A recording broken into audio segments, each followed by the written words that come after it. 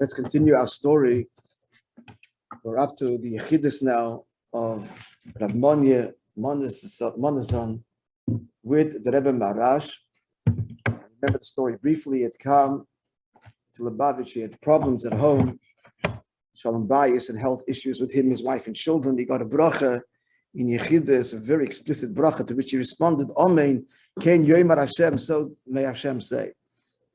Okay, he goes on to say, he's relating to the Frierdiker Rebbe that he always stayed in Lubavitch for several weeks. This time he stayed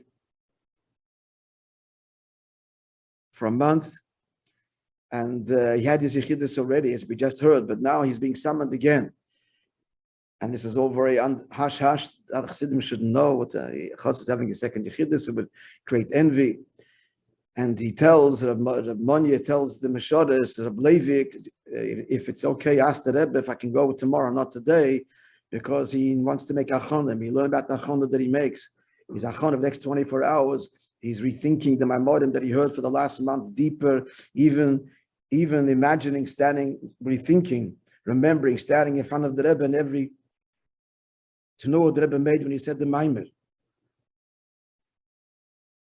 And the Rebbe Marash was happy with this request. Then he began to think, what's the Rebbe want from me? And this is before that. Whatever the Rebbe wants. Even his Gashmis, his Ruchnis, he's preparing himself. Now we're up to the Yechidus.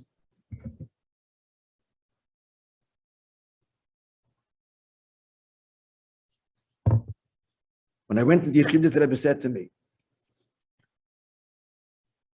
right now, the Rebbe said, at present, I'm involved in some communal work, and I need a significant amount of money for the work he's doing in Peterburg. So this is obviously behalf of Russian Jewry. The Russian Empire then included Ukraine. Hashem should help.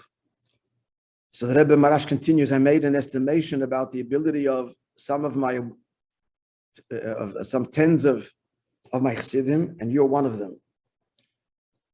And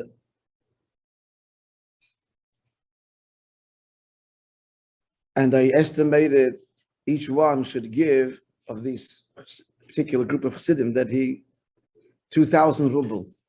You hear 2,000 ruble. So I asked the Rebbe, says Rav Monye is telling this to the Frierdiker Rebbe. Am I allowed to give such an amount to Rebbe? This is 10% of my entire worth. Right now, I had tremendous expenses.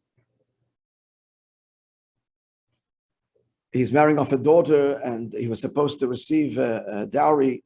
It never happened. And in the inheritance that we received from my father, there was conflict with my brothers, as the Rebbe knows, and I lost out. And I'm not such a good businessman like them anyway. They're much better businessmen, so they'll recover. And I anyway got the short end of the stick in the division of the inheritance of my father, the Shmuel, that we learned about. Rebbe, how can I give such an amount? Okay, remember, this is the fourth generation of Chassidus. The Rebbe really, see, there's two things. First of all, just want a parenthetic comment. You're surprised to hear that a Chassid just talks back to the Rebbe like this.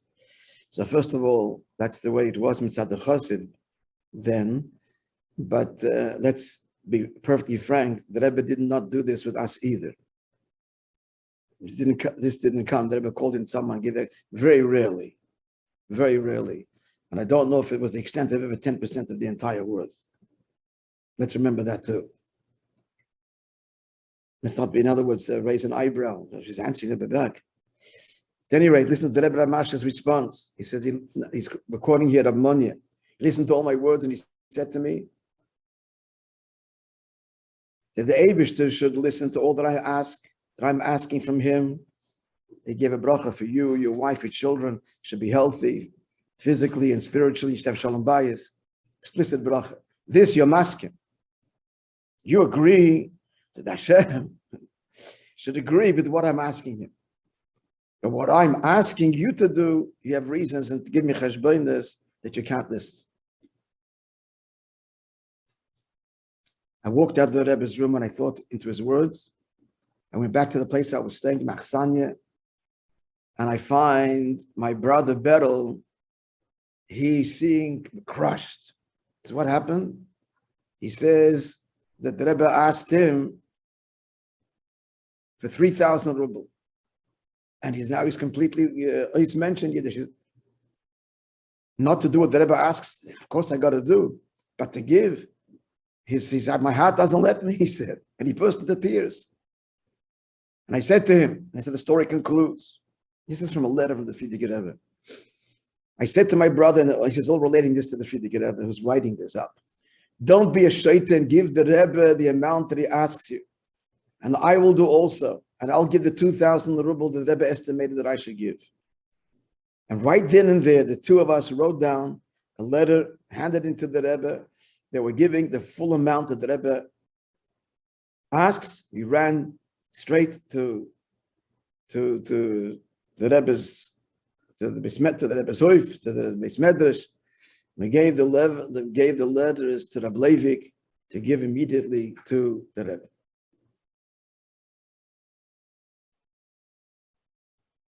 They were great Chassidim friends. What's the lesson for us?